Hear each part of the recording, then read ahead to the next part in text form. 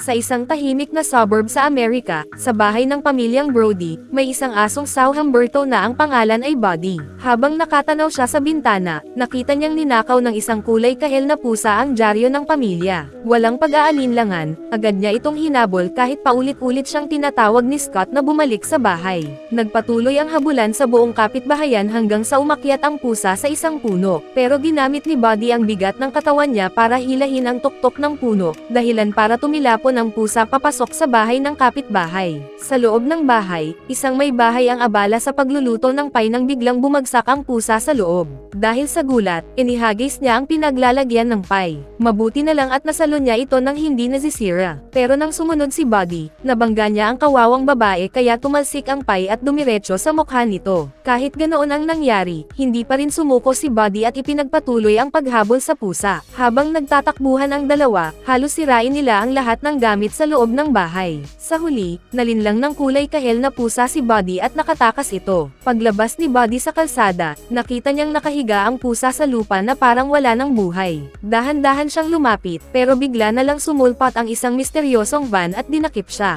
Nang walang nakakakita, tila mga pusa pala ang nagmamaneho ng sasakyan. Ikinulong nila si Buddy at dinala siya sa isang hindi kilalang lugar. Hindi kalayuan doon, may isa pang aso na ang pangalan ay Butch. Mula sa hardin, nakita niya ang lahat ng nangyari. Agad siyang pumasok sa maliit niyang bahay at inactivate ang isang lihim na computer. Nakipag-ugnayan siya sa isang lihim na samahan ng mga asong especially iya at iniulat na si Buddy ay naging biktima ng isang katnapang. Ang totoo, isa palang especially iya si Buddy. Dahil nahuli siya habang nasa misyon, kailangan ng organisasyon na magpadala ng panibagong ahente para imbestigahan ang pamilyang Brody. Makalipas ang isang buwan, sa isang kamalig sa bukid, may grupo ng mga beagle na tuta na sabay-sabay lumalaki. Isa sa kanila ang may matinding pangarap na makaranas ng malalaking pakikipagsapalaran. Iniisip ng mga kapatid niya na baliw siya, pero determinado siyang makatakas sa kamalig. Gumawa siya ng isang simpleng mekanismo gamit ang lubid at isang pitchfork para tumalon palabas ng bintana. Pero nang hilahin niya ang lubid, hindi kinaya ng pitchfork ang bigat kaya dumiretso siyang bumangga sa bintana ng kamalig. Sa kabutihang palad, sinalo siya ng bante ng dayami. Ngunit maya-maya lang, may isang timba na bumagsak sa ulo niya at nawalan siya ng malay. Sa mismong sandaling iyon, dumating si Mrs. Brody sa bukid matapos makakita ng patalastas tungkol sa mga beagle na pwedeng ampunan. Samantala, pinagtatawanan ng ibang mga tuta ang kapatid nila nang biglang nagsimula ng mabutas ang sahig ng kamalig. Mula sa butas, lumabas ang isang matandang Doberman at inutusan ang lahat ng beagle na pumasok sa lihim na lagusan. Pagkatapos, pinalitan sila ng ilang Doberman na tuta. Lumalabas na kabilang din sila sa parehong organisasyon ng mga especially iya na kinabibilangan ni Buddy, at ipinadala ang mga tuta upang ipagpatuloy ang investigasyon. Pagpasok ni Carolyn sa kamalig, lumapit siya para tingnan ang mga tuta, pero nagulat siya nang makita niyang ibang lahi na ang mga ito. Bago pa siya makapili, biglang lumabas mula sa loob ng timba ang beagle na tuta. Dahil agad siyang napalapit dito, nagpasya siyang ampunan ang munting aso. Kalaunan, iniuwi niya ang tuta dahil kailangan ito ng asawa niya para sa isang napakahalagang eksperimento. Matapos suriin ang beagle, bumalik si Dr. Charles sa laboratorio. Samantala, ipinakilala naman ni Carolyn ang bagong tuta kay Scott, pero walang interes ang bata sa panibagong aso dahil gusto niyang maibalik si Buddy. Tinawag pa nga niya ang beagle na isang talunan. Kahit ganoon ang naging reaksyon ni Scott, pinangalanan ni Carolyn ang tuta na Lo. Pinayuhan din niya ang anak na ilabas ito para mamasyal upang maging magkaibigan sila. Dahil wala na siyang ibang magawa, isinama ni Scott si Lou sa labas. Ngunit iniwan lang niya ito roon dahil ayaw niyang makipaglaro sa bagong aso. Walang pakialam si Lou at nagpasya siyang bumalik sa kamalig nang makita niyang may hugis butong biskwit na bumababa mula sa isang hose. Sinubukan niya itong sunggaban, pero pinigilan siya ni Butch. Sinipan nito ang isang patpat na naging dahilan para sumabog ang biskwit. Sa pag-aakalang si Lou ang bagong lihim na ahente, sinabihan siya ni Butch na maging mas maingat at isinama siya sa maliit niyang bahay. Sa loob, ipinakita ni Butch ang kanyang computer at sinabi na ang dating especially iya na si Buddy ay nailigtas na at ngayon ay namumuhay na ng tahimik habang enjoy ang kanyang pagre-retiro. Bilang kapalit ni Buddy, si Lou ang inatas ang protektahan si Professor Charles. Gumagawa kasi ang propesor ng isang formula na kayang gamutin ang allergy ng tao sa mga aso. Ngunit gusto itong pigilan ng mga pusa dahil naniniwala silang kapag nawala ang allergy ng mga tao sa mga aso, tuluyan na silang papalitan ng mga aso bilang paboritong alagang hayop. Matapos ipaliwanag ang lahat, tinawag ni Butch ang iba pang mga kasamahan sa misyon para ipakilala kay kay Lo. Ang una ay si Pick, isang Chinese crested dog na responsable sa pagmamanman ng kilos ng mga pusa gamit ang computer. Ang pangalawa naman ay si Sam, isang English sheepdog na namamahala sa pagmamatsyag sa labas. Pagkatapos ng pagpapakilala, tinanong ni Butch kung ano ang espesyal na kakayahan ni Lo. Ngunit ang tanging alam lang nitong gawin ay habulin ang sarili niyang buntot. Doon napagtanto ni Butch na isang ordinaryong aso pala ang naipadala sa kanila nang hindi sinasadya. Agad siyang nakipag-ugnayan sa kanilang ahensya, pero huli na ang lahat. Wala na silang magagawa kundi si Lo na lang ang yumako sa responsibilidad na protektahan ang propesor. Dahil wala na siyang ibang pagpipilian, tinanggap na lang ni Butch ang sitwasyon at ipinakita kay Lo kung sino ang kanilang kalaban. Matagal nang kinikilalang matalik na kaibigan ng tao ang mga aso. Samantala, noong sinaunang Egypt, sinasamba naman ng mga tao ang mga pusa at itinuring pa silang mga Diyos. Ngunit kalaunan, nakipaglaban ang mga aso sa mga pusa at naibalik nila ang pamumuno ng mga tao sa mundo. Kahit ganoon, mayroon pa ring mga pusang gustong kontrolin ang sangkatauhan. Kaya tungkulin ng lihim na organisasyon ng mga aso na pigilan ang kanilang masasamang plano. Sa huli, ang misyon ni Lo ay manatili sa bahay ng pamilyang Brody at gamitin ang communicator na nakakabit sa kanyang kwelyo kung may mapansing kakaibang nangyayari. Excited na excited si Lo at agad niyang tinanggap ang misyon. Pero pagdating pa lang niya sa likod ng bahay, mabilis siyang na-distract ng isang tennis ball.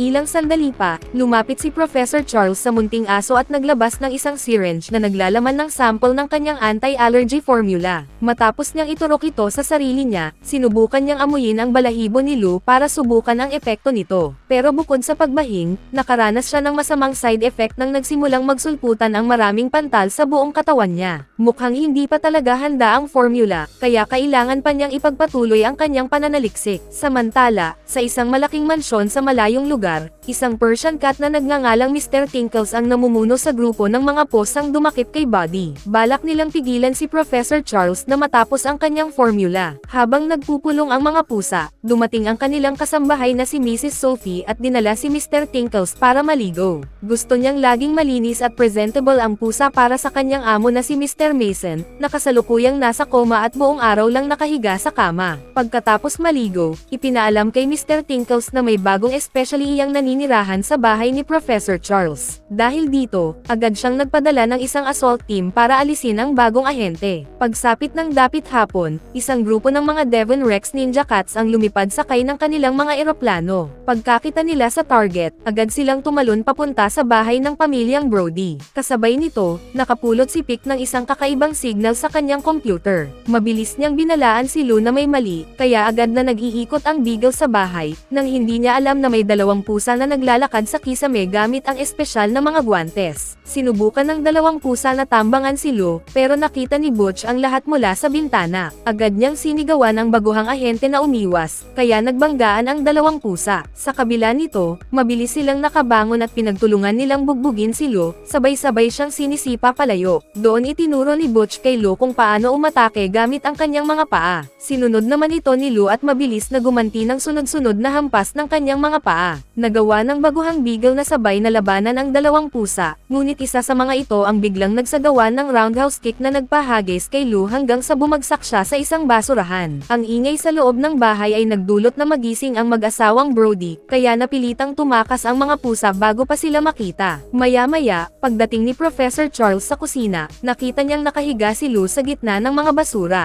Sa pag-aakalang si Lo ang may kagagawan ng lahat ng kalat, nilinis ni Carolyn ang buong kusina at pinarusahan ang tuta sa pamamagitan ng pagpapatulog dito sa hardin. Pagkabalik ng mag-asawa sa kanilang silid, nilapitan ni Pick at Sam si Lo. Nagulat sila nang malamang nagawa nitong labanan ang dalawang ninja cats ng mag-isa. Pero binalaan siya ni Butch na huwag maging sobrang kampante dahil muntik nang makapasok ang mga pusa sa laboratorio ni Professor Charles. Pagkatapos nito, bumalik ang lahat sa kani-kanilang pwesto at lalo pang hinigpitan ang seguridad sa buong kapitbahayan. Samantala, sinubukan ni Lo na alisin ang iniisip niya sa pamamagitan ng paglalakad sa hardin. Habang naglalakad, nakita niya ang isang asong suluki na naghahalongkat ng basura. Nagpakilala ito bilang si Ivy, isang matagal ng kaibigan ni Butch. Pagkakita niya sa bagong tuta, inabutan niya si Lo ng isang piraso ng karne at umalis habang sinasabing magkikita silang muli sa lalong madaling panahon. Kinabukasan, pumunta si Scott sa soccer practice. Kahit abala si Professor Charles sa kanyang formula, nangako siyang manunood ng laro ng anak. Ngunit hindi lang siya mabegong pumunta sa paaralan. Naging pangit din ang naging performance ni Scott sa ensayo kabayo kaya hindi siya napili para mapasama sa koponan. Nang makita ni Lo ang lungkot ni Scott, lumapit siya rito bilang tanda ng pakikipagkaibigan. Nagulat si Scott sa ginawa ng tuta at nagsimula silang maglaro ng magkasama. Dahil dito, tuluyan nang tinanggap ni Scott si Lo bilang bahagi ng kanilang pamilya. Samantala, sa mansyon, galit na galit si Mr. Tinkles nang malaman niyang nabigo ang mga ninja cats na makapasok sa laboratorio ng propesor. Gayunpaman, ipinaalam ng kanyang assistant na si Calico na matagumpay. Nilang nalagyan ng bug ang telepono, kaya makakakuha sila ng mas maraming impormasyon tungkol sa eksperimento. Dahil dito, iniutos ni Mr. Tinkles na ipadala ang isa pa nilang ahente na kilala bilang Russian Cat upang alisin ang bagong especially iya sa bahay. Sinunod ni Calico ang utos. Kalaunan, habang pauwi si Carolyn mula sa trabaho, nakita niya ang isang posang nakatayo sa kalsada na mukhang may sakit. Naawa siya rito kaya nagpasya siyang ampunan ito at dinala sa loob ng bahay. Pagpasok nila, ipinakilala niya ang pusa kay Lo. Ngunit pagkapasok ni Carolyn sa silid, ibinunyag ng pusa ang tunay niyang pagkatao bilang Russian Cat. Umubo ito at naglabas ng hairball na may nakatagong lihim na kagamitan sa loob.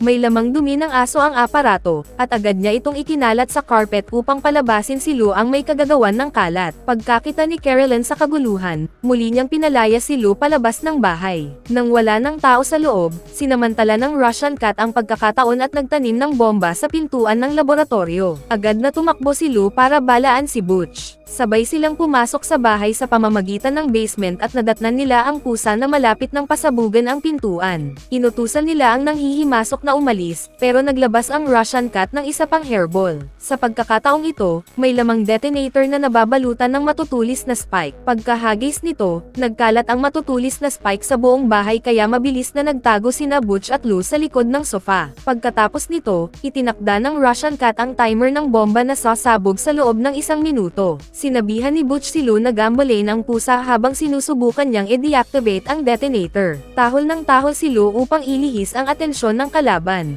Ngunit napansin ng Russian Cat si Butch na papalabas sa kabilang panig kaya naghahagis ito ng boomerang patungo sa aso. Nakaiwas si Butch sa pamamagitan ng pagtalon, pero napakapit siya sa kabinet sa sala na muntik nang bumagsak. Hindi pa rin sumuko ang Russian Cat at muli nitong inihagis ang boomerang. Agad namang tumalon si Lou upang harangin ito, pero dahil doon, paikot-ikot siyang umikot sa buong sala nang hindi makontrol ang sarili. Sa kabutihang palad, bumalik ang boomerang papunta sa Russian Cat, kaya mabilis siyang naitulak ni Lou palayo. Sinamantala ni Butch ang pagkakataon at tumakbo papunta sa detonator. Kailangan niyang putulin ang pulang kawad para ma-deactivate ang bomba, pero hindi nakakakita ng kulay ang mga aso. Habang mabilis na nauubos ang oras, pumili na lang si Butch ng isang kawad at hinila ito. Huminto ang countdown ng 1 segundo na lang ang natitira. Sa kabutihang palad, na-deactivate ang bomba. Ngunit agad na sinalakay ng Russian Cat si Lou at sinubukan nitong muling inactivate ang detonator. Bago pa ito magawa, lumabas si Professor Charles mula sa laboratorio at, nang hindi namamalayan, naipit niya ang pusa sa dingding nang bigla niyang buksan ang pinto. Wala siyang kamalay-malay sa nangyaring kaguluhan sa sala. Lumapit siya kay Lou at nagsimula na naman ng panibagong pagsubok gamit ang kanyang formula. Ngunit sa pagkakataong ito, namaga ng husto ang kanyang ilong. Pagkatapos noon, bumalik siya sa kanyang trabaho. Samantala, tumawag si Butch ng cleanup team upang linisin ang buong bahay. Kasabay nito, binati rin niya si Lou dahil sa mahusay nitong ginawa sa misyon ngayong araw. Matapos malinis ang lahat, dinala ang Russian Cat sa headquarters ng mga asong especially iya upang imbestigahan. Gusto nilang malaman kung sino ang kanyang pinagtatrabahuhan, pero tumanggi itong magsalita, kaya sinimulan ng mga siyentipiko na suriin ang laman ng kanyang tiyan. Bukod sa iba't ibang armas at kagamitan ng isang especially iya, nakakita sila ng isang liham tungkol sa misyon. Sa papel ay may tatak na larawan ng isang Christmas tree. Habang iniimbestigahan ng ahensya ang kahulugan ng simbolong iyon, iniutos ni Butch sa lahat na bumalik sa kani-kanilang pwesto at manatiling laging alerto. Makalipas ang ilang sandali, niyaya ni Scott si Lou na maglaro ng soccer. Kahit nasa gitna siya ng isang misyon, pumayag ang Beagle, at magkasama nilang ginugol ang buong umaga sa kasiyahan. Hindi nagtagal, nagsimula silang magtakbuhan sa loob ng bahay. Sakto namang nagpahinga si Professor Charles at naiwan niyang bukas ang pintuan ng laboratorio. Dahil dito, aksidenteng napasok ni Scott at Lou ang bola sa loob ng laboratorio, dahilan upang magkalat sa sahig ang lahat ng formula ng propesor.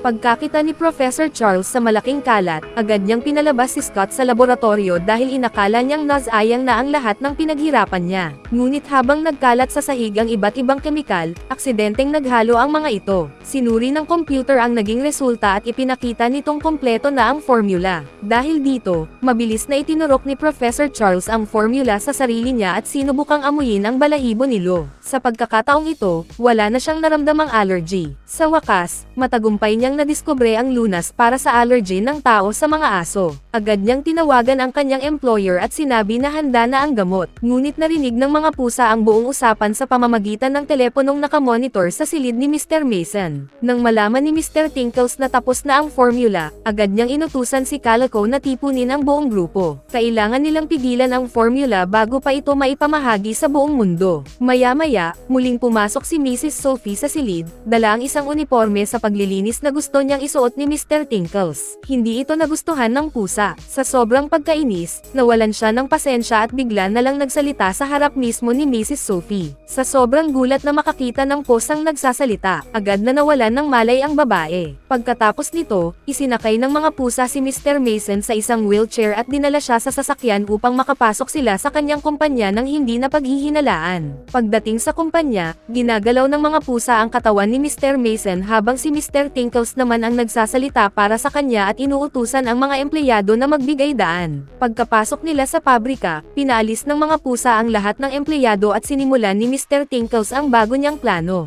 Makalipas ang ilang oras, pauwi na sina Scott at ang kanyang pamilya nang makatanggap ang bata ng isang misteryosong pakete. Pagkabukas niya nito, nakita niya ang isang personalized na cup at 3 libreng tiket para sa isang soccer game na gaganapin sa stadium ng hapon ding iyon. Nakiusap si Scott sa kanyang pamilya na isama siya sa laro. Matapos ang matinding pangungulit, pumayag din si Professor Charles. Umalis ang buong pamilya sakay ng kanilang sasakyan at iniwan si Lou upang magbantay sa bahay. Ngunit pagdating nila sa stadium, wala silang nakitang tao roon. Nagtaka si Professor Charles kaya lumapit siya sa ticket booth. Pero bigla na lang may naghagis ng isang sleeping gas canister sa loob ng sasakyan. Mabilis na nakatulog si Professor Charles kasama sina Carolyn at Scott. Pagsapit ng dapit hapon, patuloy pa ring hinihintay ni Lou ang pag-uwi ng pamilya nang dumating si Butch at sinabing tapos na ang misyon. Muli niyang pinasalamatan si Lou sa mahusay nitong serbisyo at sinabi niyang ipinaglaan niya ito ng pwesto sa Spy Academy. Kapag naging maayos ang lahat, opisyal na itong magiging ahente ng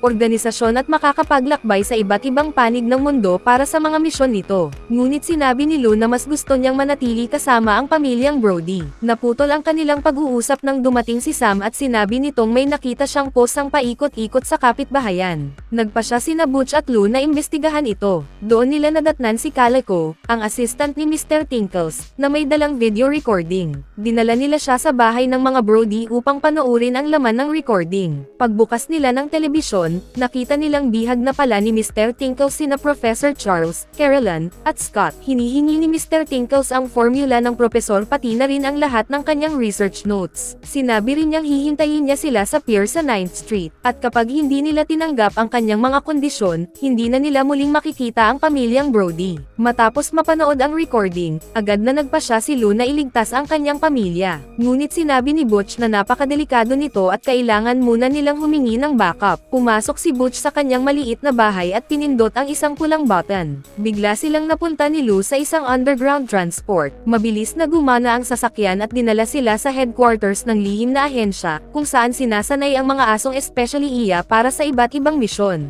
Iniharap ni Butch ang kaso ng pamilyang Brody sa hukuman ng mga aso upang pagdesisyonan kung dapat ba silang iligtas. Dahil handa na ang formula, nagpa siya ang mga hukom na huwag unahin ang pamilya. Naniniwala silang maaaring gamitin ng mga pusa ang mga bihag upang makuha ang lunas para sa allergy sa mga aso. Galit na galit si Lou sa naging desisyon ng hukuman. Pagbalik nila, nakiusap siya kay Butch na tulungan siyang iligtas ang kanyang pamilya. Ngunit pinayuhan siya ni Butch na kalimutan na lang ang mga ito. Ayon sa kanya, hindi tulad ng mga aso, ang mga tao ay maaaring mang-iwan anumang oras. Doon ibinunyag ni Butch na noon ay iniwan din siya ng dati niyang pamilyang tao. Pero hindi naniwala si Lou na kayang gawin iyon ng pamilyang Brody. Kahit ganoon, sinabi ni Butch na hindi niya tutulungan si Lou at tuluyan siyang iniwan. Dahil dito, mag-isa na lamang nagtungo si Lou sa pier, dala ang formula at lahat ng research notes ni Professor Charles. Pagdating niya roon, nakita niya ang isang limousine na nakaparada sa daungan. Mula rito, bumaba si Mr. Tinkles kasama ang kanyang mga tauhan.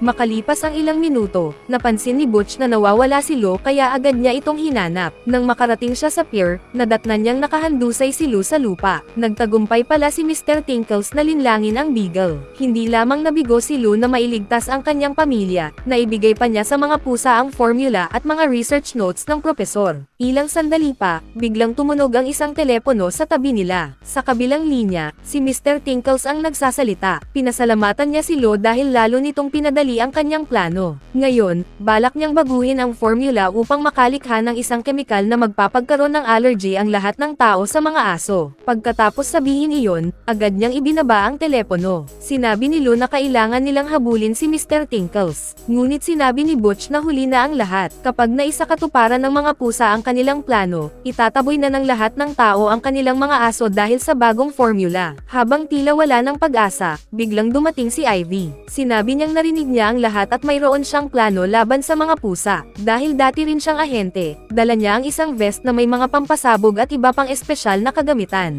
Kasama rito, ang isang cat tracker na lihim niyang ikinabot sa limousine ni Mr. Tinkles. Sinundan ni na Butch, Ivy, at Lou ang signal ng tracker hanggang makarating sila sa pabrika ni Mr. Mason. Pagdating nila roon, napansin nila ang parehong simbolo ng Christmas tree na nakita nila noon sa liham. Habang nag-iisip sila kung paano makakapasok sa loob, nagtungo naman si Mr. Tinkles sa silid kung saan nakakulong ang pamilyang Brody at tinanggal ang kanilang mga pireng. Pagkatapos, kinausap niya ng direkta si Professor Charles. Ipinagmalaki niyang nabago na niya ang formula upang magkaroon ng allergy sa mga aso ang kahit sinong tao. Bilang patunay, pinahiran niya ng kemikal ang mukha ni Scott at pagkatapos ay inilapit ang isang aso sa bata. Agad namang bumahing si Scott. Ngayong handa na ang formula, sinimulan na ni Mr. Tinkles ang ikalawang bahagi ng kanyang plano. Pero bago iyon, kailangan muna niyang alisin ang lahat ng posibleng saksi. Kumuha siya ng baril at itinutok ito sa pamilyang Brody. Ngunit laruan lang pala ito. Sa halip na bala, isang cork ang lumabas at tumalbog sa iba't ibang bahagi ng silid. Sa huli, tumama ito sa filter, dahilan para tumulo ang tubig sa mga cable ng kuryente at magsimula ang isang malaking sunog. Natuwa si Mr. Tinkles sa nangyari at iniwan ang pamilya sa gitna ng naglalagablab na apoy habang nagtungo siya sa pabrika. Pagdating doon, ipinakita niya ang kanyang hukbo ng mga daga. Balak niyang pairan ang mga ito ng kemikal at pakawalan sa mga sewer. Hindi magtatagal, lahat ng tao sa buong bansa ay hindi na makakalapit sa mga aso. At sa huli, ang buong mundo ay tatalikod sa kanila. Handa nang pumasok ang mga daga sa sewer tunnel nang biglang dumating sina Lou, Butch, at Ivy. Agad nilang itinulak ang malalaking container papunta sa mga pusa. Kasabay nito, isinara ni Butch ang pintuan ng tunnel habang ginamit naman ni Ivy ang hose upang hugasan ang kemikal sa katawan ng mga daga. Sa gitna ng kaguluhan, mabilis na umakyat si Lou sa itaas at nakita niyang nakakulong pa rin ang kanyang pamilya sa gitna ng apoy. Agad niyang kinagat ang mga tali na nakagapos sa kanila at pinangunahan silang makalabas ng gusali. Ngunit habang papalabas sila, nakita niyang ginagamit ni Mr. Tinkles ang isang excavator upang hulihin si Butch. Nang makitang nasa panganib ang kanyang kaibigan, tumalon si Lou palabas ng bintana at nakapasok sa loob ng excavator. Doon, nagagawan sina Lou at Mr. Tinkles sa pagkontrol ng makina. Sa una, nagwagi si Mr. Tinkles at muli niyang nahuli si Butch. Pero hindi sumuko si Lou. Mabilis niyang kinontrol ang isang jet na naglalaman ng kemikal.